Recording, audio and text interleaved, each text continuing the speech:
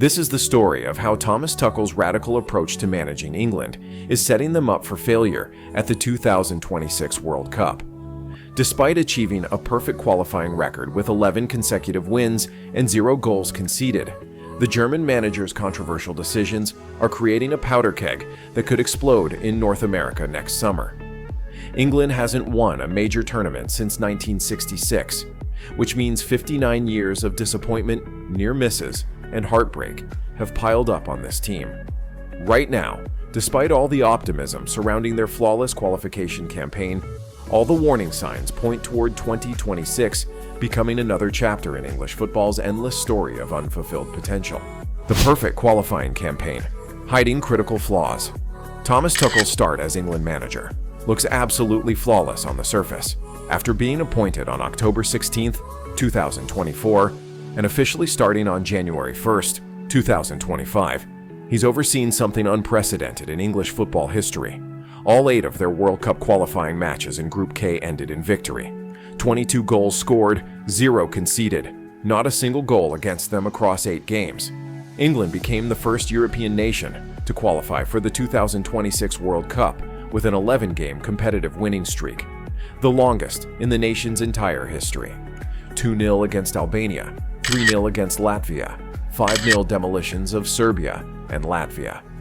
24 points put them top of their group, finishing 10 points clear of second place. This marks the first time England has ever won all their qualification games for a major tournament, while also keeping a clean sheet in every single match.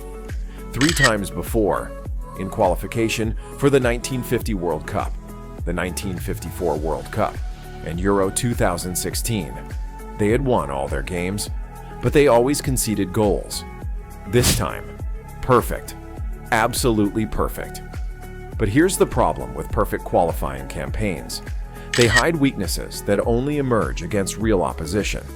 Albania, Serbia, Latvia, and Andorra aren't exactly football powerhouses.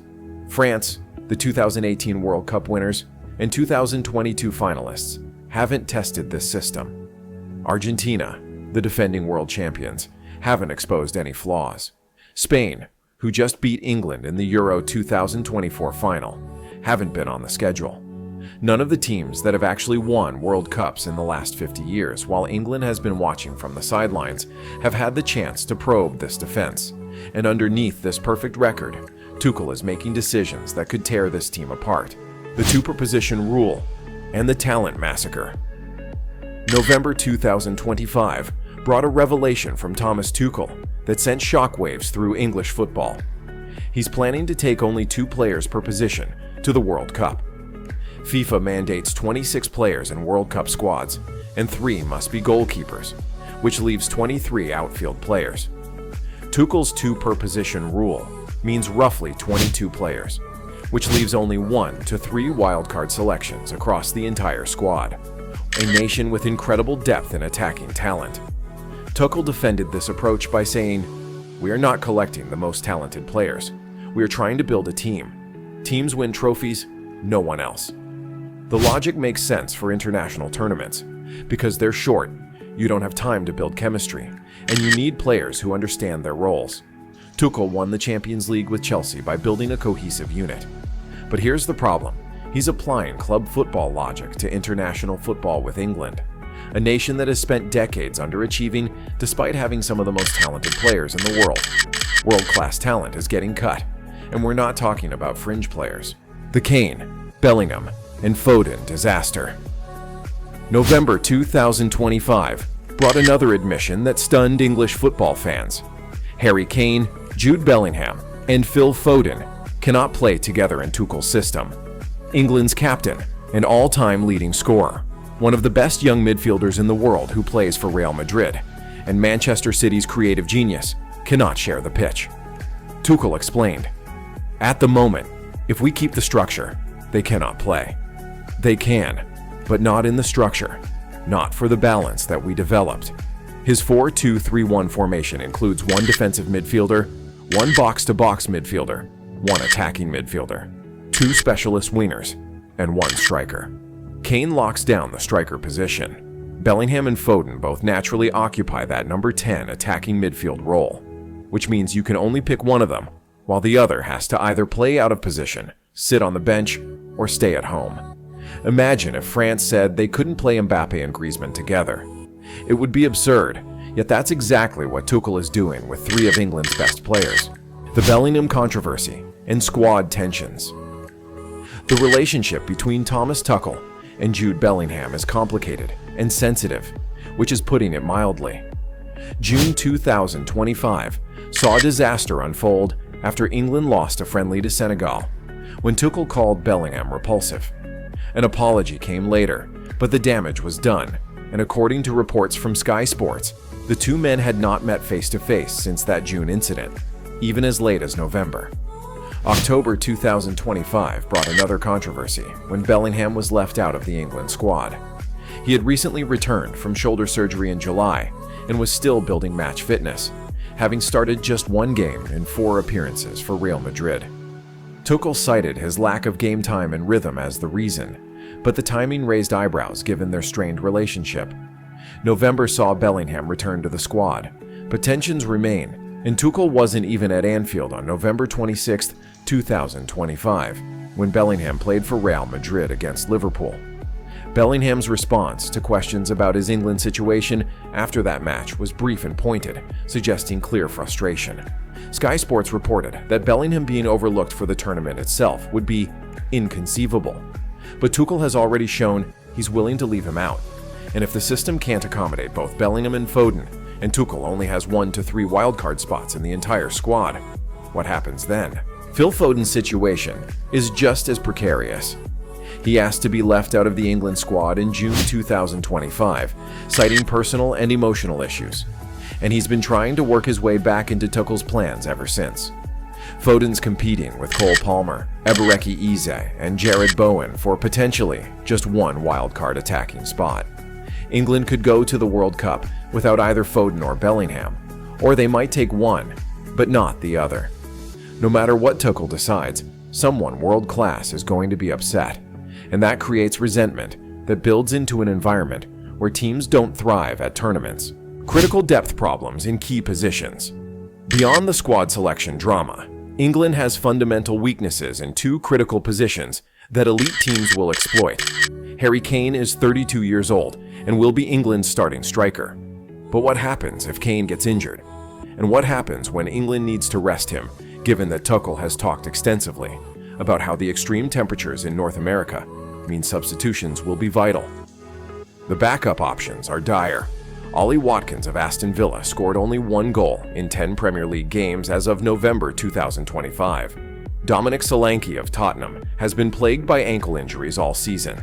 Ivan Toney moved to Saudi Arabia and hasn't been called up since June. Sports Mole analyzed Tuchel's November squad selection and noted, "The lack of a genuine backup for Kane stuck out like a sore thumb, and the Germans subsequently shoehorned Phil Foden into an auxiliary false 9 role during the second half of the win over Serbia." Tuchel is already using Phil Foden, a creative attacking midfielder, as an emergency striker in games against Serbia. What's he going to do at the World Cup against France or Argentina? England's left-back situation is somehow even worse. Luke Shaw is the natural first choice, but he's perennially injured, and there's a very real possibility he won't be available at all. That leaves Jed Spence of Tottenham, who Sky Sports described as error-prone, Miles Lewis-Skelly of Arsenal, who's 18 years old, and Nico O'Reilly of Manchester City, another 18-year-old with almost no international experience. England could go to a World Cup with an injury-prone starter who might not be fit, backed up by an error-prone player and 2 18-year-olds. Elite opposition will target these weak spots. England's history of failure. England's entire modern football history is defined by failure to win when it counts, and that context matters.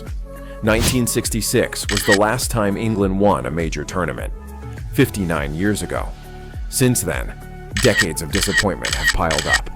England has been eliminated in the quarterfinals 7 times, more than any other nation. Recent years have made the failures particularly painful. Euro 2020, played in 2021, saw England reach the final at Wembley with home advantage. Luke Shaw scored after just 2 minutes. England were leading, and then Italy equalized, forced extra time, and beat them 3-2 on penalties. England's first major final since 1966, lost at home. Euro 2024 brought another final against Spain, and they lost 2-1, becoming the first team in history to lose consecutive European Championship finals. A stoppage-time bicycle kick from Jude Bellingham was needed just to beat Slovakia in the round of 16, and they still lost the final.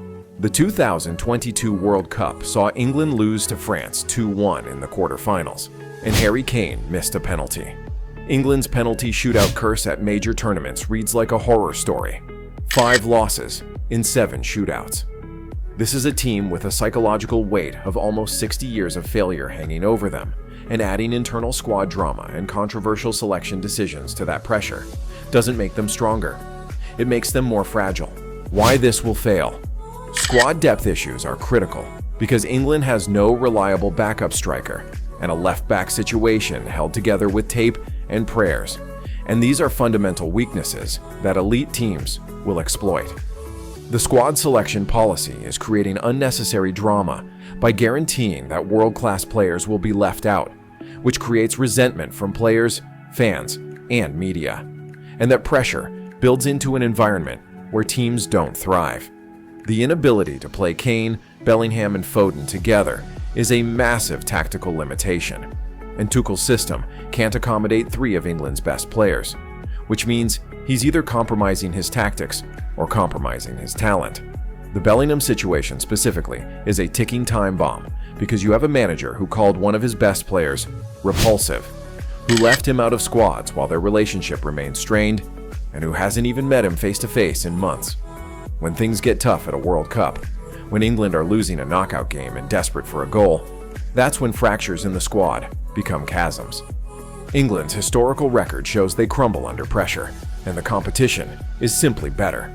France won the World Cup in 2018 and reached the final in 2022. Argentina are the defending champions. Spain just beat England in a final. Germany won in 2014.